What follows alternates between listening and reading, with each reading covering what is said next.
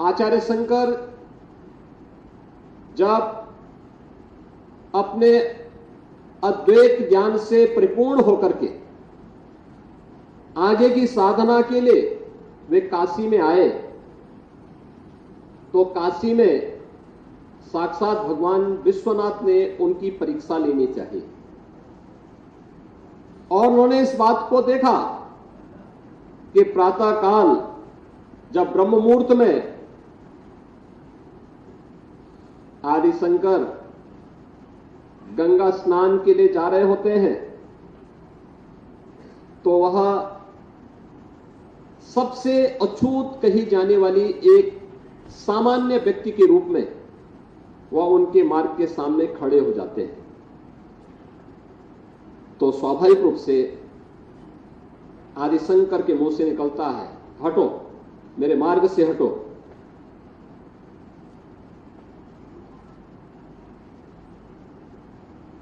तो सामने से जो चंडाल होता है वह एक प्रश्न पूछता है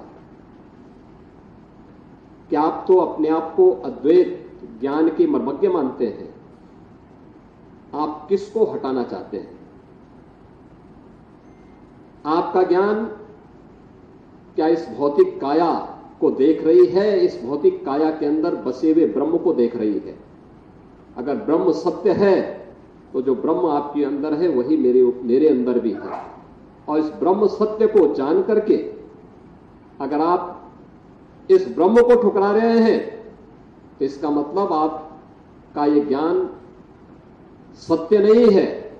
तो उन्होंने, कोई भौचक थे, एक चंडाल के मुंह से इस प्रकार की बात।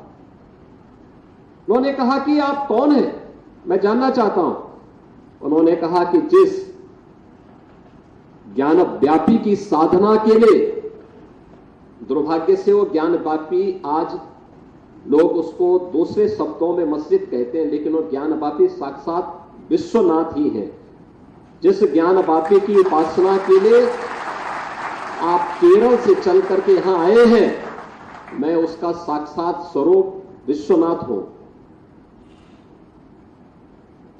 तो वह उनके सामने नतमस्तक होते हैं और उन्हें इस बात का पश्चाताप होता है कि नहीं, ये जो भौतिक अस्पृश्यता है यह न केवल साधना के मार्ग का सबसे बड़ी बाधा है, बल्कि राष्ट्रीय एकता और अखंडता की भी सबसे बड़ी बाधा है।